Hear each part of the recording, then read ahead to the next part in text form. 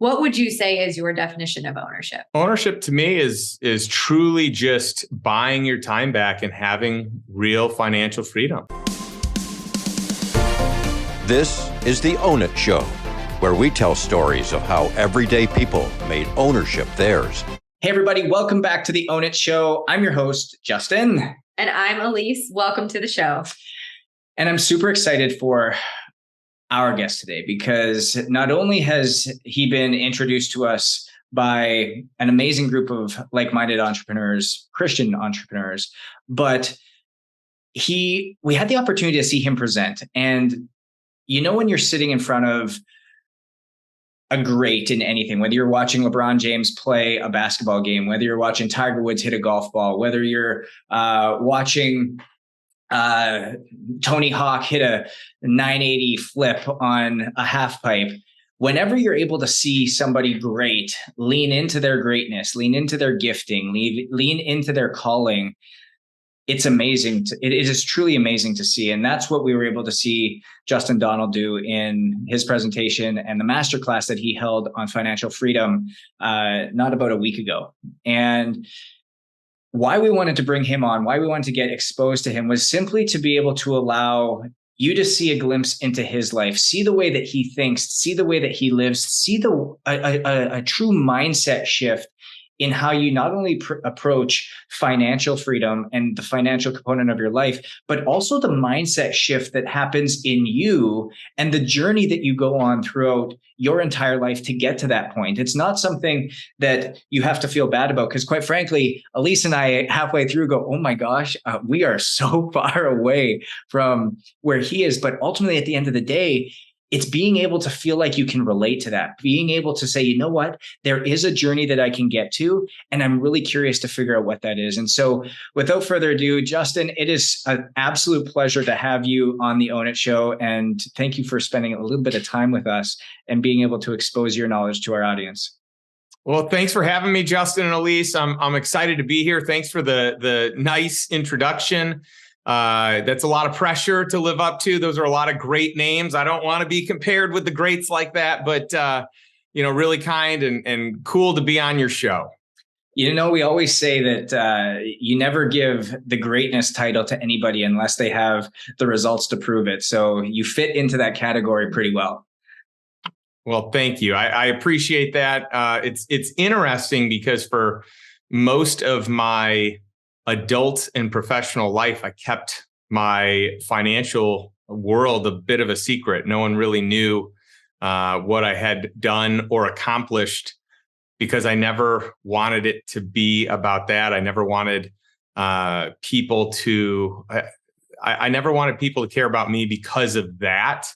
And the more I leaned into it, the more I saw that there's an immense amount of impact that can be had when people can, take ownership and learn things and make moves and heal financial wounds and, really move in a more powerful direction that creates freedom and lifestyle and autonomy. And so it has been a really fun season teaching a lot of what I've done for the last 15 plus years.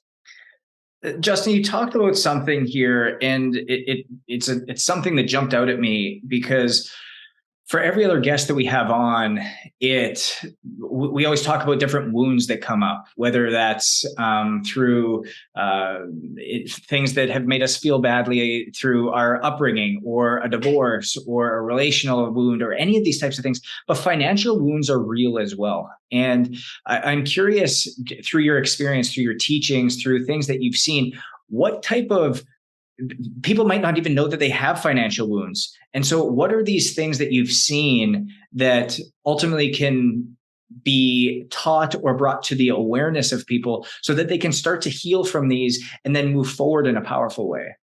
It's a great question. And financial wounds are a real thing. I think that a lot of it happens subconsciously and with just some work, paying attention to it, you can realize it. A lot of finances, a lot of creating wealth is a mindset shift. It's not a technical skill set that someone needs. I think you can acquire that skill set. I think that can be learned, But I actually think the way that the wealthiest people, build their, financial well-being is different than what most people think it is. It's different than, putting all of your assets in the stock market or, following what Wall Street does. I think that there's a small group of people that have maybe created a lot of wealth. Most wealthy people create their wealth and then put a small percentage, 20 to 25% in the stock market, but then they balance that out in many other things like private equity, private credit, a lot of other real estate, a lot of other things. But the reality is it starts with that mindset. It starts with different beliefs around money. And a lot of people will develop beliefs that were never their own. They just take them as fact from their parents or from their friends or from their community. Whatever was the norm or the constant in their younger years, their impressionable years, whatever that environment looked like. So for me, it showed up in later years. I heard my parents always saying, hey, money doesn't grow on trees. We can't afford that. That type of language. And by the way, my parents didn't have a lot of means for most of my life. I mean, today I would say they still don't have a lot of means. I think my dad had a season where he had some good sales years. He sold cars and appliances most of his career. But I found myself like out of college, working hard, busting my butt, earning six figures and having friends say something. And I would say, well, money doesn't grow on trees. One of them like gave me a smart aleck remark back that was like, well, that doesn't seem to be true for you. And I was like, wait a minute.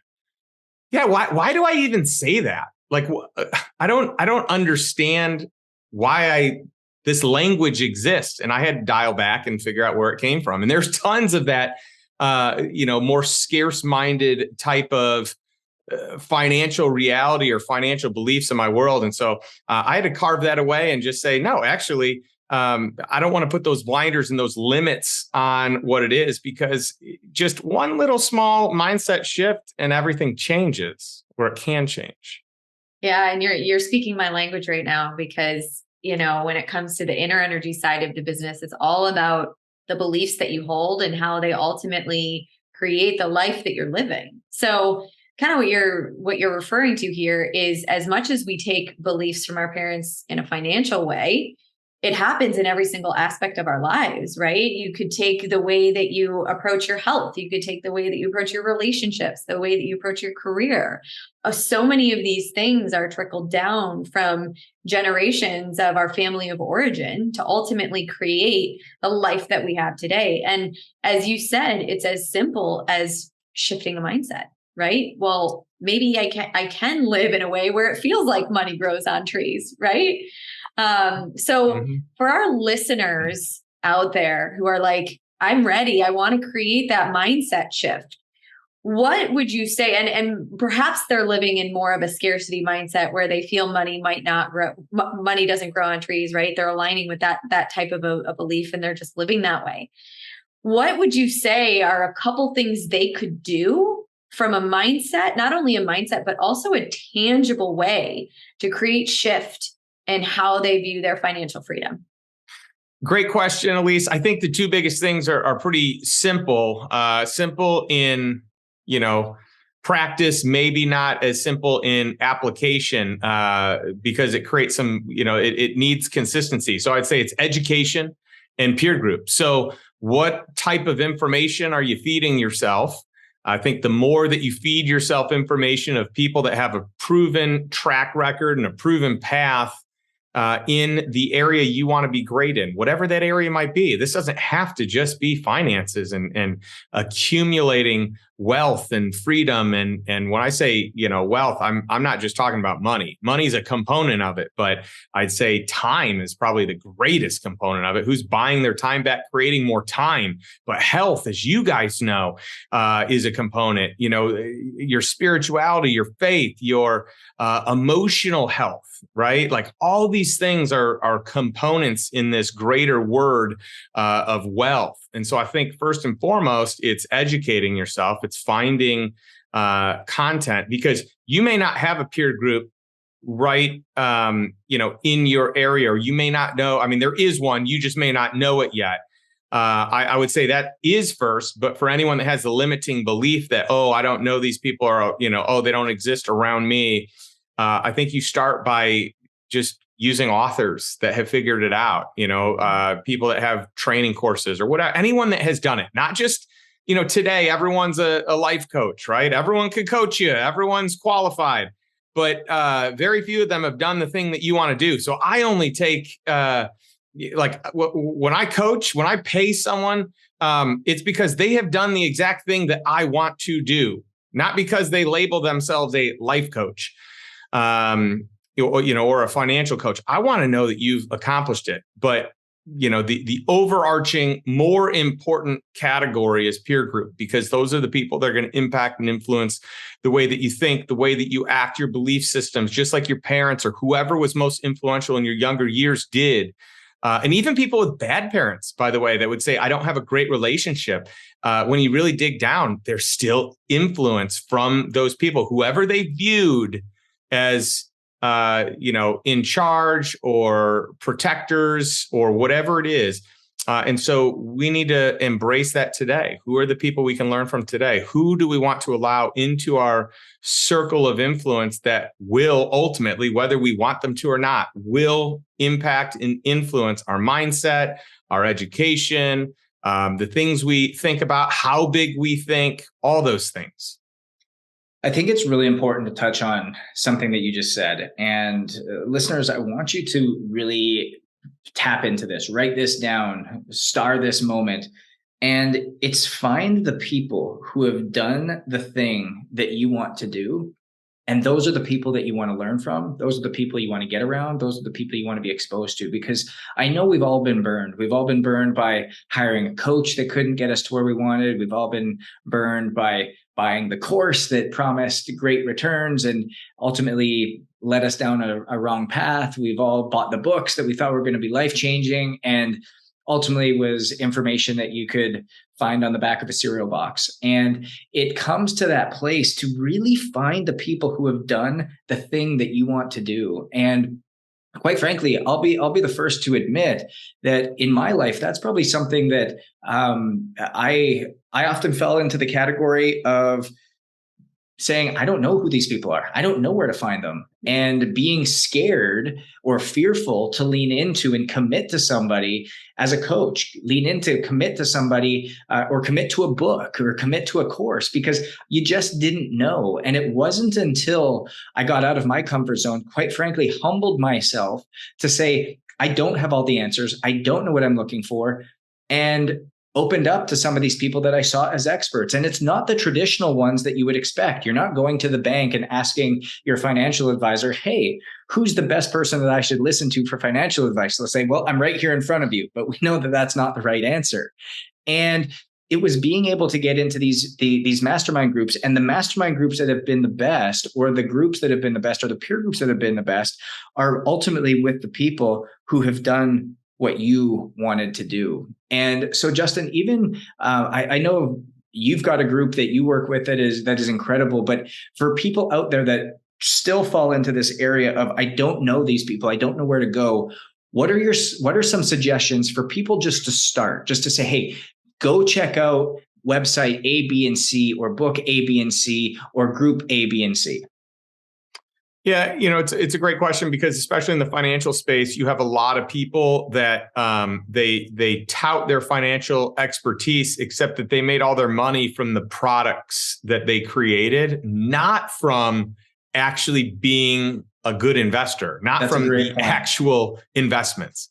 And so, yeah, that is a really dangerous place if you don't know the background, if you don't know the level of success and sophistication that someone has. Additionally, a lot of the products that are out there are designed that you might get this, often I'll hear people say, well, I've always learned that you do it this way, or I always heard you should do it this way. And there's so much education and content out there about how to get out of debt. And that's totally different than how to build wealth. And so, I think, for me, I got started with Robert Kiyosaki. Like, he didn't know. I met him and had a great exchange with him, but he didn't know for like 20 years he was my biggest mentor.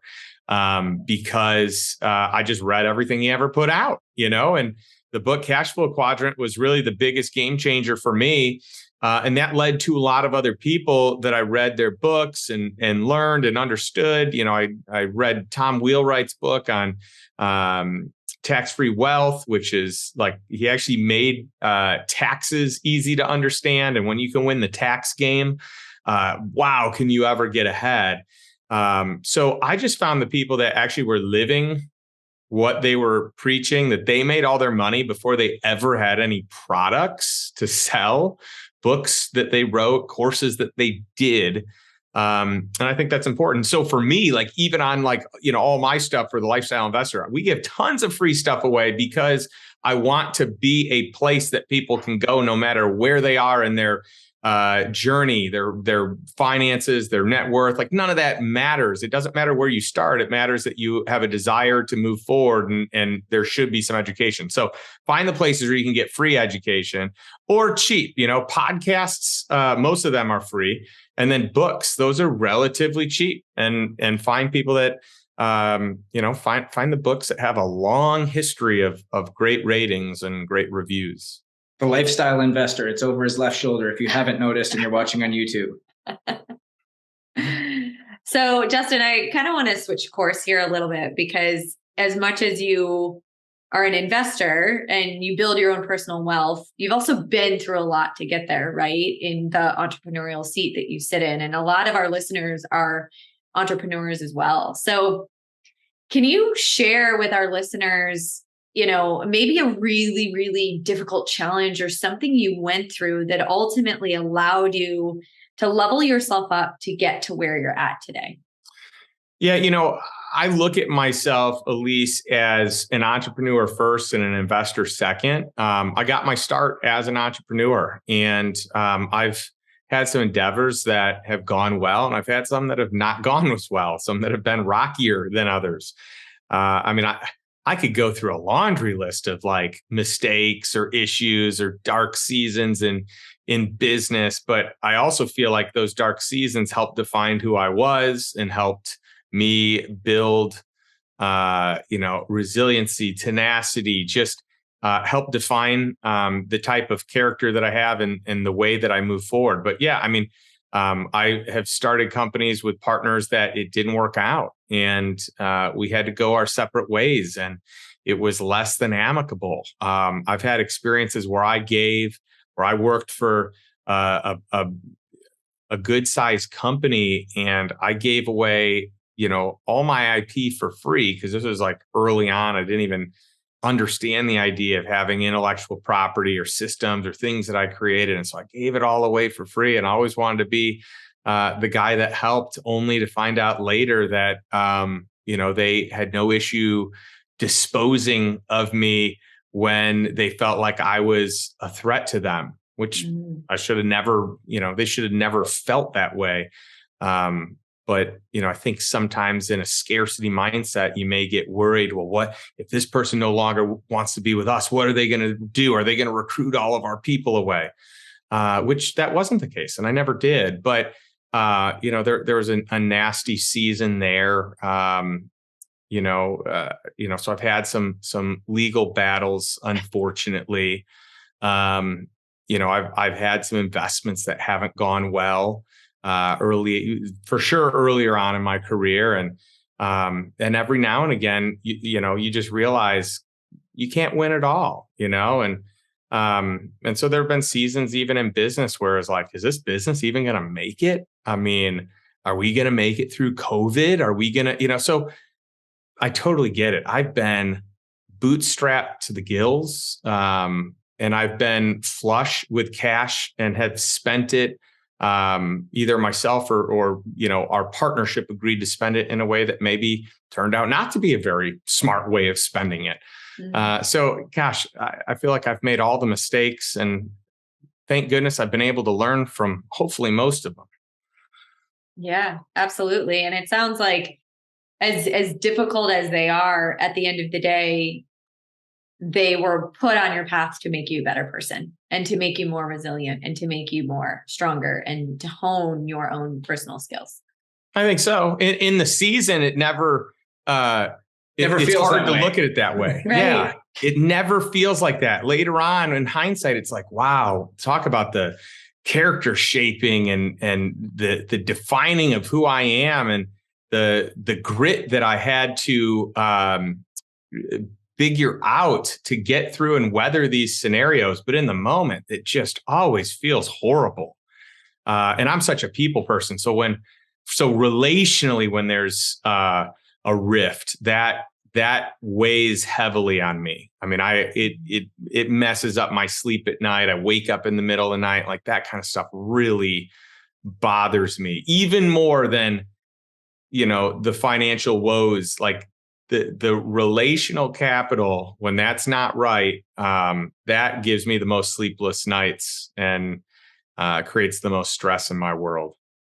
Justin, you talked about you've had investments that have gone south or moments that just haven't worked out. And at the very beginning, we talked about this mindset shift that needs to happen in a lot of people to ultimately create this financial freedom, create the wealth that you're looking for. And so what were you able to do, or what have you been able to do along your journey when you have had these strikeouts, when you have had these down seasons, these dark seasons, to create that mindset shift to be able to go and press on and lean into areas that have ultimately allowed you to get out of it? Yeah. So I think, when you take one on the chin, I think there is this protection mechanism for most people, at least, where you're a little trigger shy. And I think that is warranted. And so, probably the best analogy I can give you, I've got, my little AirPods here, but if this were a bar of soap, I love talking to people and sharing this analogy of like, okay, when you've got a bar of soap and you're like squeezing that sucker as hard as you can and it's wet, right? You do this with one hand, what's going to happen? It's going to shoot out. Right. So as much as you try to control something, you can't. But if you just massage it, you influence, you toss it back and forth, you have so much more control. And to me, that's how it is. Like people show up with their finances and maybe they've had like this lesson where they just got punched in the face and it was rough and they lost money. But if that forces you to hold on tighter to it, that's just a scarce existence around money. And it will make it a lot harder to grow it, to multiply it. And I think the idea is we don't have to rush into anything, but how do we influence it versus control? Influence to me is always superior than control. You just can't really ever control things. And even when you find a way to do it, it's generally short-lived. And often it's not the best solution. I mean, even in business, when I tried to micromanage, it was never as good as when I just let go and hired great people and let them grow and figure things out and make mistakes and learn. But when I became a macro manager instead of a micromanager, our business took off, our retention took off. And I think that's that control versus influence type of element. I want to ask another question because not only are you an amazing are you amazing with money, but you're an amazing man to begin with. You're a great father, you're a great husband, and you put all of this into play. And so how have you been able to, for our listeners out there, how have you been able to create great financial literacy in your children and pass that down to them, but also create a great relationship with your wife in speaking about the financial situation of your family? Well, that's a great question. I think there's another skill here because often your kids just don't want to learn what you have to teach them. So I have seasons where I feel like I'm doing a great job, and I have other seasons where I feel like I'm totally striking out. I've got a daughter who is amazing, but she is also really stubborn. I think she may get that from her dad, maybe her mom too. And so, it's great when you see these qualities showing up in your kids, and it's like, drives you crazy, but you're like, oh, they're just a reflection of me. Okay. So I have these seasons where I feel like I'm getting through to her, but then there are these other seasons where she's like, I don't want to learn anything. Like whatever it is, there's just a roadblock, total resistance. And so with her, it's best with application.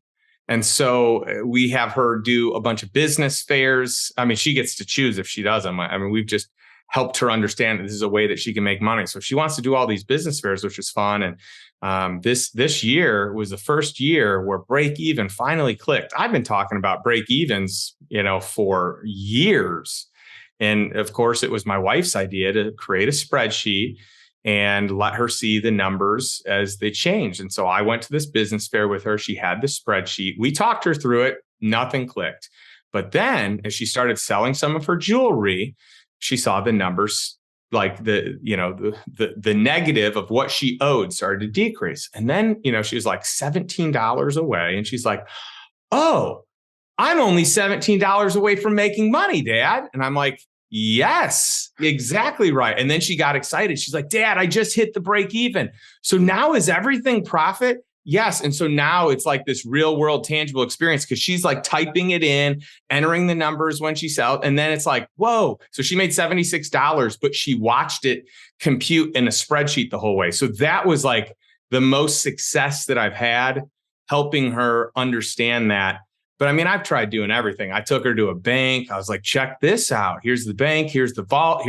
She's like, Dad, can we just go? This is boring. Can we go do something? So, I feel like it's, I do the best that I can, and it's not always well received. It's usually less well received than whatever I want, but it's nice seeing in the long run it coming into fruition. And with my wife, I just treat everything as ours. I always talk about our investment, our move, our things that we did. And, my wife will often tell people, well, I mean, I guess like it's really nice that you always include me because I know you're doing, all the investing. So, but I want her to feel like it's us and we're a team. So, and that doesn't mean that it's always smooth. We both have different ideas of what financial success is and what it means. And my wife doesn't care about money at all, like not at all. I mean, she's not far from a minimalist.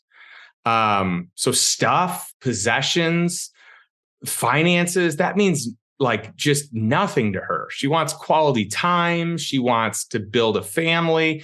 And so it's interesting to see values around money as well. Now, she values financial freedom. She values having the ability to do whatever she wants when she does it. And she does a lot of charity work, and she does a lot with our church and with some different women's groups. And she sees that. But from a stuff standpoint, she likes experiencing cool things as a family, but where I kind of see this big picture of, hey, the more wealth you have, the more impact you can have, the more influence you can have. She's starting to see that more, but she also just, I don't think, values it the way that society does, which is very refreshing. And it's good for me to counterbalance maybe the way I look at it.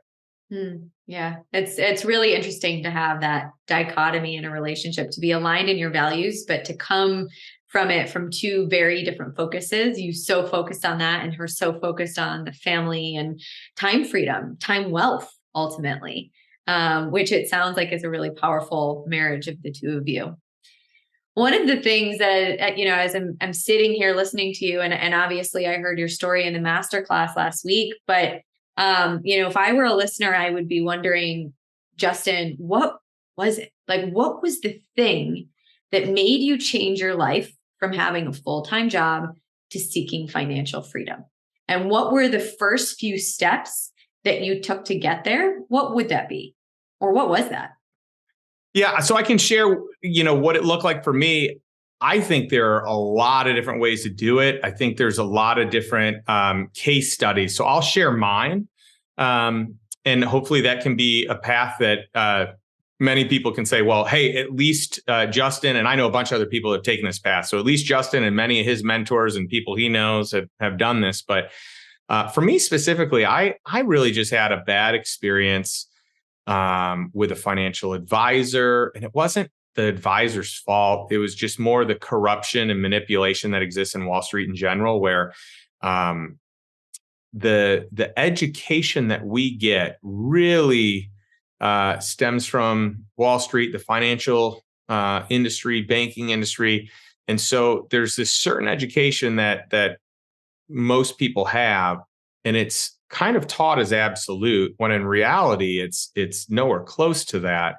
And so I found myself being sold this lie that I was making money when really I wasn't. All my investor statements said that I was making, 7% average rate of return, whatever the number was, it looked good. Everything looked good. But one day I looked at my total and I said, gosh, I feel like I put more money in than this. And if all these returns, all these positive returns over the years, are really doing what they should be doing, I think I should have more money. So then I went through and calculated how much I actually put in of my own money. And then I calculated the return, and I had actually lost money. So when I ran this spreadsheet, I was like, wait a minute, how have I lost money? But every statement I've gotten has said that my average rate of return is a good rate of return. And that's when I understood that there's this total misalignment where people, where these institutions want as much money as they can, as frequently as they can, for as long as they can. And the people that are gathering that money get paid whether it does well or not. And that is a total misincentive. That is just not the right way to structure things in my opinion. And so I decided to part and say, hey, I'm done with this. I can't necessarily blame the financial advisor, because I think they just bought the lie and just followed what they'd been taught without critically thinking about the fact that the numbers aren't the real numbers. An average rate of return is different than an actual rate of return. Why are we not quoting actual rates of return? Because when they don't look good, you're not going to get as much money and people are going to take it out. That's just a manipulation that's too far for me. So I love being able to point this out for people. And so now, instead of outsourcing my financial livelihood, I'm taking ownership and saying, okay, I can't rely on someone else to do it and then I learned only 5% of financial advisors in the last 15 years did better than the S&P 500 index. So if I had just invested my own money in an index, which is the cheapest way for me to make money in the stock market, I would have outperformed 95% of the people out there that charged money to do it. So 95% of money managers charge people 2, 3, 4 times what it costs to be in an index to lose them money or to make them less than what they would have made. And it's just crazy that is the reality, and that the vast majority of people in the financial services don't even have the basic standard of a fiduciary, which means that you have to have your client's best interest in mind. So like 99% of the financial industry doesn't have to have your best information, your client's best interest in mind. You just have to make decisions that are beneficial to your firm, that could be beneficial to your clients. I mean, it's just ludicrous. And so I was like, I gotta do my own thing. I've got to figure this out. And so that's when I shifted. So 22 years ago, I started investing in the stock market. And then, probably 7 years later, that's when I pivoted and said, nope, I've got to do this myself. I've got to learn. I've got to be a student. And I had some friends investing in single family homes. They said that was tougher than what they thought it was going to be. I had some other friends in apartment complexes. And then I had a friend say, hey, I'm selling all my homes. I'm going to get into mobile home parks. And I thought that sounded crazy. And he invited me to a boot camp. And I was like, no way. And then he came back, sold all his homes, started buying mobile home parks, and did really well. And then I saw that he didn't even really have to work anymore. And I was like, wait a minute. This guy just totally bought his time back. I want to do that. And for a while, I was the money helping him. So I was like, wait a minute, what if I just do it? And he's like, yeah, you should just do it. And so I bought my first park, replaced my wife's income right there that day. We were then able to have our daughter. I mean, we could have sooner, but it kind of all fell in play where she didn't have to work. We could have our daughter. She could be a stay-at-home mom if she wanted to. She didn't have to, but and then I bought another one that replaced her survival income, which was just the bills. It just covered what it was to get by, not fancy vacations or eating out, just to live, just to survive. And then we replaced our lifestyle with the next park. And then we replaced the earned income that I had at that point in time so that I didn't have to work. But you guys, Justin, at least this is where it gets really interesting, because most of my friends were like, "Hey man, you just doubled up. This is incredible." And I said, no, I'm leaving this. I'm leaving the earned income. My friends thought I was crazy. They're like, "You're going to make half as much?" And I'm like, "Yeah, my goal isn't to make more money. My goal is to buy my time back. I want more time. I want more freedom. I don't want more money. If I happen to create more money in the process, great." The irony is, once I had more time, I was able to create more money. I didn't think about it that way. I didn't know that it was going to work out that way. I had so much more fun doing it, and I had this clean slate with time, and I could just figure out how I wanted to spend it, who I wanted to spend it with, and that just created so much passion and excitement and purpose. And it made the next chapter and season of my life really rewarding. It's amazing. And I love that it's not the goal to have more money, but it's the moment to have more time and to be able to give yourself that opportunity to do so. I know you said, I wrote this quote down last time, but it was rich people have money and wealthy people have time. And right. I just think that that's so true and so profound. One question, and you can do it in 1 minute or less. If you had $100K, $10K, or a single $1,000 available, what would you do at this very moment, given the time and current economic status? Well, it's a tricky question, because what I would do is probably different than what your audience would do, just based on where I'm at in life. The other interesting question is, do you want no responsibilities to that money, or do you want it to make the best return and therefore you're a little more responsible to it? So let me try and do this as easily and simply as I can. Today in my life, I am trying to work as little as I can on the things that don't give me energy and really spend my time in the things I'm passionate about. So I would find probably some sort of real estate that's undervalued, some sort of senior secured credit fund or lending opportunity that's collateralized or backed by an asset or a group of assets worth a lot more. And I would just earn money passively from that. Earlier in my career, though, I didn't care as much about that. I was willing to put in time. I wanted to maximize the return, in which case that's when I started buying deeded property that I ran myself. I didn't hire someone to come do it. I bought it and I did everything. And then once I understood how to do everything, then I started outsourcing. Mm-hmm. So I think you could go in two directions. What do you value more, the return or the time that you're spending? And I think either path could yield a different answer. Amazing. Yeah. So this is one of our audience's favorite questions is, in a word or a phrase, what would you say, Justin, from somebody who so clearly lives an ownership lifestyle, right? You've been through the ups and the downs. You're really connected to your purpose. You know and are really, really clear on what true wealth looks like to you. What would you say is your definition of ownership?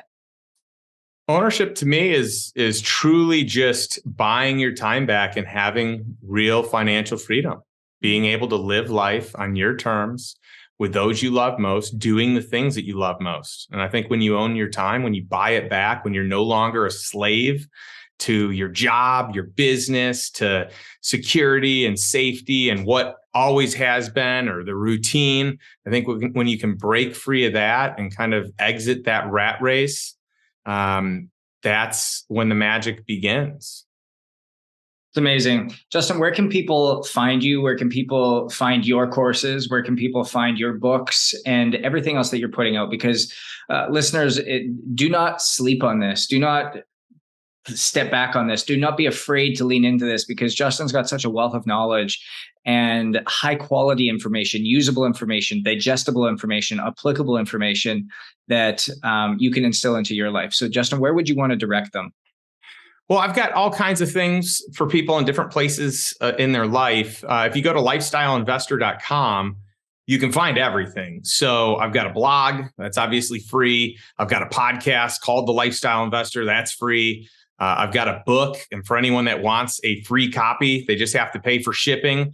They can go to lifestyleinvestor.com /free book.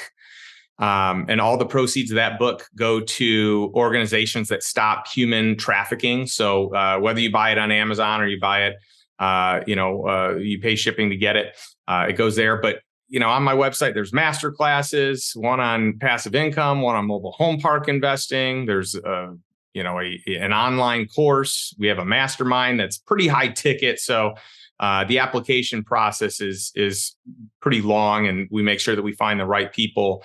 But yeah, we've got a little bit of everything, and whatever someone's price point is, whether it be free or they're looking for the flagship experience, it's all there.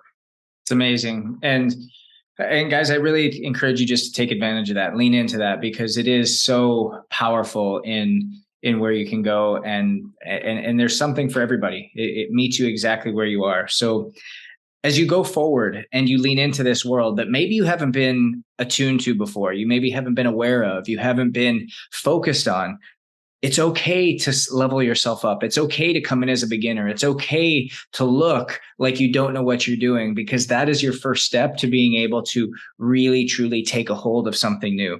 And so seek out new education, seek out new peer groups, find the people who have done the thing that you ultimately want to do, and get around those types of people. Because ultimately, rich people have money, but wealthy people have time. And when we come back to that, a lot of us are probably thinking we may have not just created a business, but we've actually just created ourselves a job. And if we can truly come back to ownership, and ultimately ownership is buying your time back, we can find a new level of success. And we know success is different. So own your different, and we'll see you guys next week.